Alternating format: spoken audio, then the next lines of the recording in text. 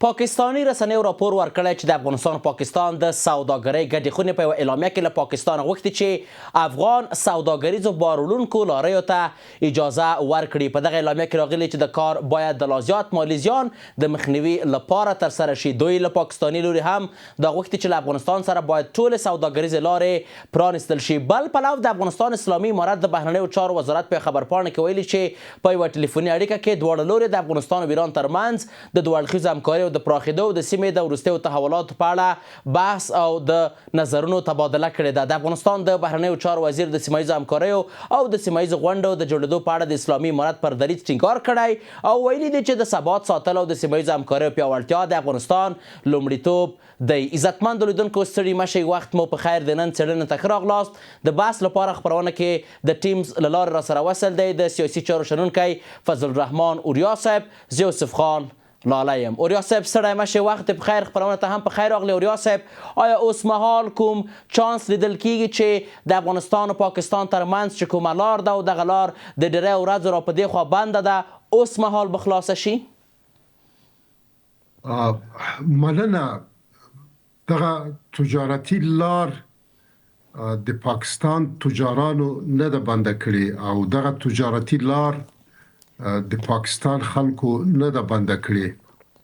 او دغه تجارتي لار تنه د افغانستان په مخ نه ده بنده، بلکې دا د مرکزی اسیا هیوادونو په وړاندې هم دا بنده ده او د مرکزی اسیا هیوادونو هم خپل تجارت نسی کولای. نو دا د امریکا په دستور باندې د اسلام آباد جنرالانو د پاکستان د ولس د ګټو خلاف، د مرکزی اسیا او د افغانستان د ولسونو د ګټو خلاف بنده کړې ده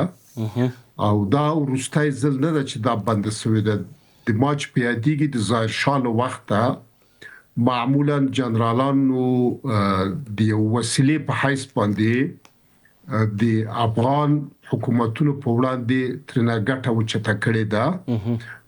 نو پر دې بنسټ باندې اوس دوی بیا هم د لار بند کړي تر څو چې د افغانستان حکومت باندې فشارونه راوړي او اوس د افغانستان حکومت یو ډیر زراور او تاریخي ګام اوچت ک او هغه ګام دا ده چې پاکستان سره باید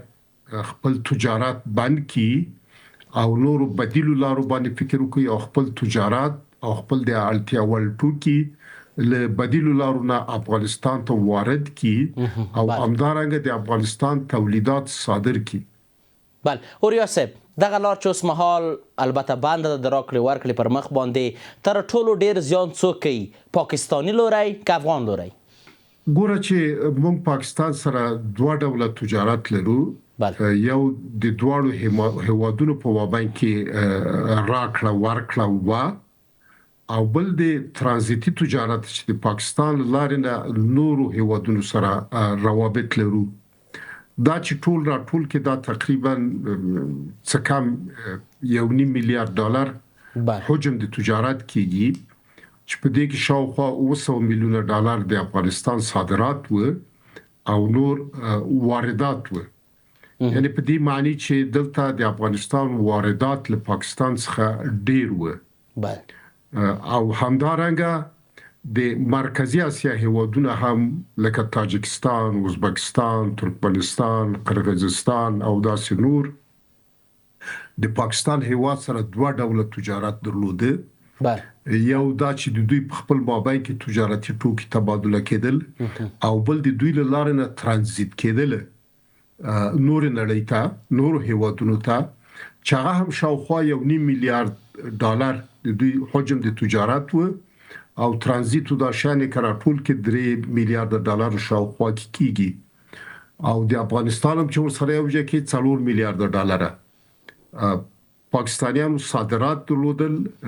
افغانستان ته او د مرکزی اسیا هیوادونو ته او په بدل کې افغانستان $600 میلیون صادرات درلودل پاکستان ته. نو پر دې بنسټ باندې د پاکستان خلک $4 میلیارډ نقص کوي او دا غټ نقص نه ده. دا نقص جنرالانو ته نه رسیږي، دا نقص د جنرالانو کورنۍ ته نه رسیږي. کال ته هر شی قیمته کیږي قحطي راځي هغه په عام ولس باندې وي اما کوم شي چې افغانستان پورې اړه لري افغانستان کولای شي بدیل لارې پیدا کړي او زیات وخت به مونږ نشي د شپږ میاشتو شاوخوا کې افغانستان زما په ان باندې په دې باندې وتوانيږي چې هم بدیل لارې پیدا کړي بله او هم له بدیل لارو نه تولیدات راوړي داخل د افغانستان ته د خلکو د اړتیاو د راپکولو لپاره بله اوریا صاحب اوس مهال موږ بدیل لارې لرو ولې نه ګوره چې مونږ له پاکستان سره دوه ډوله تجارت لرو کنه یو راکړه ورکړه له دوی سره تولیدات دي مثلا مونږ راخت نه واردو مونږ دوات نه واردو نو او داسې نور شیان دا کولای شي نور هیوادونو نه وارد کول ایران دوا راوړو له ترکیه دوا راوړو د مرکزی اسیا هیوادونو نه دوا راوړو هندستان نه دوا راوړو راخت نن بهترین راخت چینای او هندای راخت د کولای شي له څخه استفاده وکړو نور چې له پاکستان څخه زیات واردات وغه اساسي شکل باندې ساختماني ټوکي او ساختماني مواد و دا هم کولای شي د مرکزی اسیا هیوادونو نه او هم د ایران څخه وارد کو افغانستان ته پس افغانستان په دوړ تجارتونو کې هم هغه مستقیم تجارت چې له پاکستان سره درلودل د دې بدیل د سیمه هوادونه دي او هم ترانزیت د افغانستان لپاره بهترین لار چای بهار بندر ده د عباس بندر ده او له چین سره تجارت د ریل کرکنه ازبکستان قرغیزستان چین سینکیانګ ولایت سره د دوی کیږي او وبسي او کېدلی سي د غلړی هم پراخسي او هم ګړندې سي مګر زما عرض بداوي چې دا به یو څو وخت په کارو لري او دا به په بریالیتوب سره پای ته ورسیږي او افغانستان خپل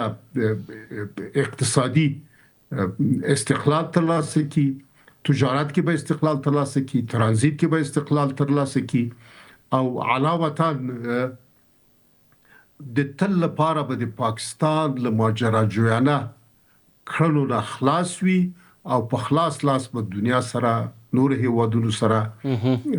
هم تجارت کوي او هم ترانزیت لاره تجارت کوي بله اوریا صاحب په دې وروستیو کې چې پاکستان سره زموږ لاره بنده شوې البته موږ پاکستان سره راکړه ورکړه نه لرو ایران سره زموږ راکړه ورکړه ډیره شوې فکر نه کوئ چې دا په یو ډول خپله شاید یو وابستګي رامنځته کړي حتی د ایران سره چې بیا وروسته ایران وایي چې موږ لاره بنده یا په ټوله کې له دغه تجارتي راکړې ورکړې څخه سیاسي ګټه پورته کړي ګوره په تجارت کې مونږ کولای شو یا افغانستان کولای شي مختلف هیوادونو سره اړیکې ولري اوس په حال ایران سره ډیر د اوریا سره زه عرض کوم بله مهرباني مختلف هیوادونو سره راکړې ورکړې ولري مثلا برقي سامان آلات ده دا هم کولای شي له ایران څخه وارد کی هم کولای شي له مرکزی اسیا هیوادونو څخه وارد کی نفت او غاز د دا کوي چې ایران هم وارد کی روسیه هم وارد کی او نور هیوادونو هم وارد کی مختلف هیوادونه کولای شي دغه تشه ډکه کی او دا ډیره مهمه دی چې د افغانستان حکومت ځان سرګردانه کی دلته بازار کې د افغانستان مارکیټ کې بازار کې تقاضا رامنځته کیږي او دغه تقاضا د دنیا ټول تجاران او مولدین څیړي او هر یو کوشش کوي چې دلته ځان راورسي د افغانستان مارکیټ ته ترڅو د تقاضا ته عرضه وکړي نو وخت چې عرضه وکړه د عرضه به ترغه پوری وي چې تقاضا ته مثبت جواب په کامل شکل باندې ورکړل شي نو افغانستان مختلف هیوادونو سره کولای شي چې تجارت او ورکړه وکړي مګر ترانزیت د کې شک نشته چې ورځ به د ایران حکومت هم وایي چې یا ماته د هلمند وبره خوشي کټولې او یا د سالما د بند ټولې وبره خوشي کچ مشهته وبره سي او یا در باندې دالر بندو بله دا څه شان شتون لري نو اماغه د چې د افغانستان حکومت به ټول ریسکونه په پام کې ونیسي او مختلف ګزینې باید په واک کې ولري اوریا صاحب فکر کوي یو هیواد چې په وچه کې مطلب څلور خواته صرف گاونډیانی او بوته لار همین لکه افغانستان د دغسې چیلنجو سره د دغسې مشکلاتو سره به ټول وخت مخې که نه د لپاره یوه دایمي لار به هم شتون ولري؟ د پاکستان په موجودیت کې د افغانستان ټول حکومتونه یعنی لږ ورځ چې پاکستان پیدا شوی ده دغه چیلنجونو او ستونزې سره د تجارت او ترانزیت په ډګر کې لاس او ګریوان و. اما اوس چې دغه زړور او تاریخي ګام وچت شوی چې نور د پاکستان سره تجارت او ترانزیت دواړه بند دا به د تل لپاره افغانستان پاکستان انحصار څخه تجارتي انحصار څخه ځان خلاص کی او خپل به په دې حق نور مستقل تصمیم نیسي او نور به پاکستان هغه وسایل چې تیر شپږ او یا تیا کلونو کې د افغانستان د مختلفو حکومتونو په ضد استعمال کړي یعنی بندر د کراچۍ دا نور په واکه ونه لري. بله بحث ته به دوام ورکوو. ریاست وروستۍ ویلندې د عزتمند لیدونکو لنډه دمه لرو، بیرته راګرځو.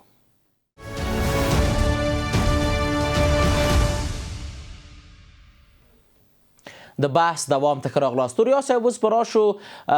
د پاکستان و افغانستان ترمنځ د کشالې ته د ستونزې ته. اول خو چې دا ولې نه حل کیږي، بیا د دې څخه وروسته ایران هم نیت ښودلی تر څو د منځګړي په توګه د افغانستان و پاکستان ترمنځ یو رول ولوبوي. فکر کوئ په ایران باندې اعتبار کېدلی شي؟ لومړی دا ده چې افغانستان له پاکستان سره کومه کشاله نه لري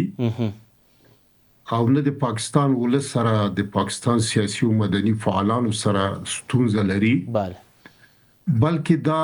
پنجابي جنرالان دي چې له افغانستان سره د امریکا په دستور باندې ستونزه لري او دوی د دې لپاره چې د افغانستان د حکومت په وړاندې په مختلفو ډګرونو کې ودرېږي مختلفې بهانې لټوي او مختلفې بهانې استعمالوي چې د دوی یو بهانه ټي ټي پی ده. نو دا چې دوی د امریکا اجنډا لزان سره لري او دوی له امریکا نه پروژه غشته ده غواړي چې دا پروژه په افغانستان کې سیمه کې تطبیق کړي یعنی بې ثباتی رامنځته کړي. نو دوته افغانان هم اجازه نه ورکوي او د سیمه هیوادونه هم اجازه نه ورکوي. تر کوم چې خبرو اترو پورې تړاو لري مخکې قطر او ترکیه منځګړیتوب وکاوه او هغه منځګړیتوب بریالي نه و. هغه د دې لپاره بریالي نه و چې پاکستان په خبرو کې ریالیستیک نه و او صداقت او شفافیت نه درلوده او دا ځکه چې غوی د امریکا اجنډا او د امریکا اهداف پر مخ بیوله هغه چې خبره ماتې سولې. اوس کا ایران، روسیا، چین حتی بل هیواد هم منځګړیتوب کوي د پاکستان ماموریت پای ته نه رسیدلی. پاکستان هغه ماموریت چې خپل امریکا نه اخیستی و هغه ماموریت اوس ژمنده او غواړي چې دا ماموریت پای ته ورسوي. د دوی ماموریت بیا کوم چې د افغانستان او د سیمې بې ثباتی ده. نو پر دې بنسټ باندې په یو ستراتیژیک ډول باندې که هر هیواد کوربه سي او منځګړی سي له پاکستان سره د دغه ستونزې حل امکانات ضعیف دي. اما چې ډیر مهم ده دا هغه وخت ممکن ده چې حل سي چې امریکا او افغانستان نیغ په نیغ خبرې وکوي. ترامپ راسي له افغانانو سره خبرې وکړي او افغانان له امریکا سره خبرې وکړي. یعنی فکر کوي دا هغه وخت ممکن ده چې دا مشکل حل سي. بله او ریاست یعنی فکر کوي چې پاکستان اصلا مذاکرات ته حاضر نه دی، درست؟ نه، پاکستان مذاکرات ته حاضر ده اما پاکستان په مذاکراتو کې صادق او شفاف نه ده او په جریان مذاکراتو کې د امریکا ګټې پر مخ وړي او د افغانستان په وړاندې بهانې جوړوي. نو دا چې افغانان د امریکا ګټه نه منلای شي او نه زغملای شي همدا علت چې د مذاکرات او نتیجه نه دا ورکړي او روسته لدی هم تاکید عرض کوم چې یو ستراتیژیکه مثبت نتیجه به ورنه کی تر هغه چې یاد دي جنرالانو ماموریت د امریکا له خوا څخه پای ته ورسیږي او یا امریکا مستقیما له افغانستان سره خبرې وکړي. د دې څخه تر مخ دغه منځګړیتوب قطر تر سره کړو، ترکیه تر سره کړو. فکر کوئ چې په دغه منځګړیتوب کې قطر او ترکیه څومره صادق وو؟ آیا د کوم لوري پلوي د بیلګې په توګه د پاکستان پلوي خو به نه کړي په دغه مذاکراتو کې؟ ګوره وخت چې په اوسنۍ شرایطو کې چې دنیا په اصطلاح یو کلی ده او د ترامپ په دستور باندې باید عرض کوم چې ترامپ په انګلستان کې اعلان وکړ چې یا موږ ته د میدان د هوایي د بګرام راکیا او که د بګرام میدان رانکې تاسو ته ډیر بد اتفاقات رامنځته سي او ترامپ دغه بد اتفاقات د پنجابي جنرالانو په واسطه باندې افغانانو ته رامنځته کوي او دا لړۍ ادامه لري. نو په دغه یو مذاکراتو کې چې پاکستان جنرالان نیابتي ډله وي اما اصلا د امریکا ګټي وي په دغه مذاکراتو باندې مختلف لوبغاړي په یو ډول نه یو ډول تاثیرګذاري لري. کاغه د سیمه هیوادونه دي او کاغه د نړۍ ستر قدرتونه دي، نو په یو ډول نه یو ډول با متاثر وي. پاتې د نوي چې ترکیه او قطر چې منځګړیتوب کړی او قطر په منځګړیتوب کې ستره تجربه درلودله او لري، زما آن بداوي چې د دوی اغیزې په دې مذاکراتو کې ډېری زیات نه وي، د دوی اغیزې به دومره نه وي چې دا مذاکرات ګډوډ کی او بیا ناکام کی. او د دې ناکامۍ د مذاکراتو اصلي علت همدغه د چې پاکستانی جنرالانو غیر مسؤلانه خبرې کولې او د امریکا ماموریت غوښتل چې دلته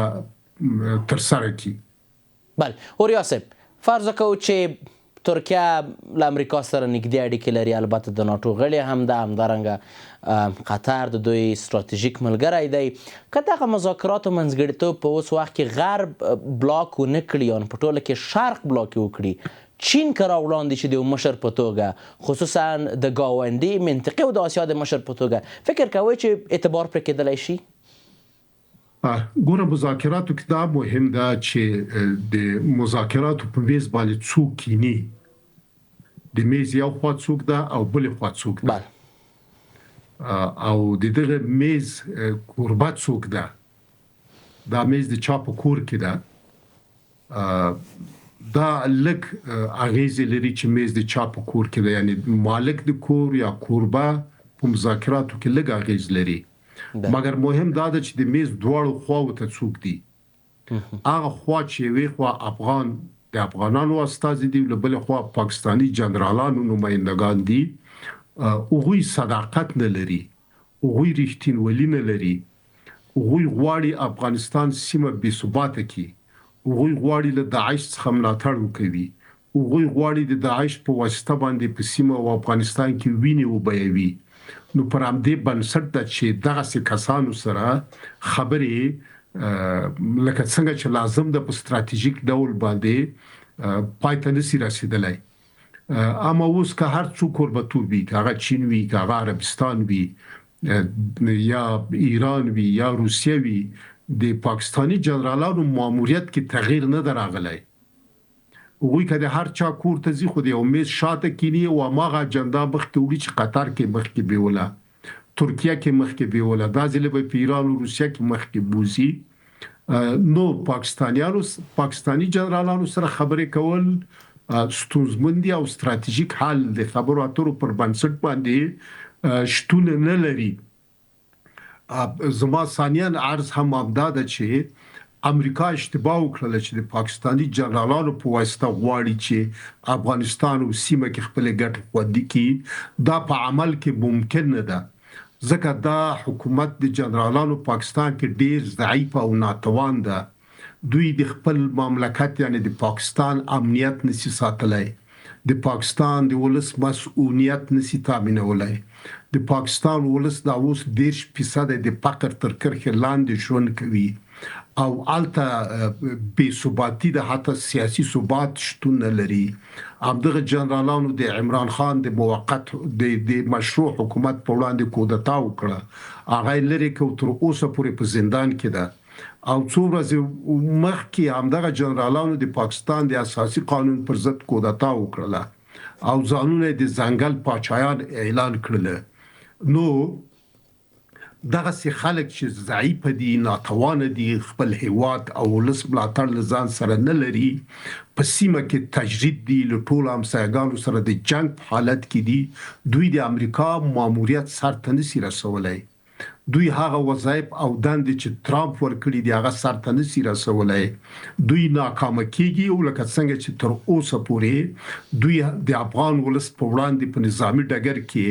بشپړه ماته خوړلې، په ډیپلوماټیک ډګر کې بشپړه ماته خوړلې، د خبرو اترو د میز په سر بشپړه ماته خوړلې ده. نو دوی غیر دي چې ماتي وخوري او فرار وکړي، وتښتي، بل لار نه لري. نو یو ورځ به ترامپ پښیمانه وي او دا د ترامپ اشتباه ده او د خپل اشتباه کفاره باید ورکړي چې ولې په دغه سي تاریخ تیرو جنرالانو باندې، ولې په دغه سي جنرالانو باندې چې هغه په هوا کې دي هیڅ نو ځواک ولسی ځواک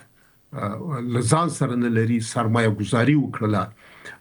نو همدا علت ده چې د پاکستانی جنرالانو او ترامپ یارانه موقتی ده، تکتیکی ده. ډیر زر به دا یارانه پای ته ورسیږي او د دوی مخونه به هم د افغان ولس په وړاندې او هم د نړۍ په وړاندې تور وي.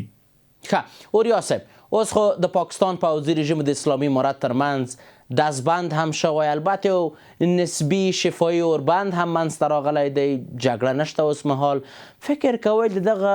راتلونکی به څه کیږي؟ کوم هوکړې ته به سر رسیږي دواړه لوري؟ بیا به جنګ سره شروع کیږي که کوم بل څه؟ راتلونکی باید په څو ډګرونو کې ارزیابي کوو. لومړی ډګر دا ده چې د افغانستان حکومت ورډیننه لتیری وی میاشتې او 2 میاشتو نه را پدې خو د پاکستان په وړاندې ډیر ځواکمن شوی او تر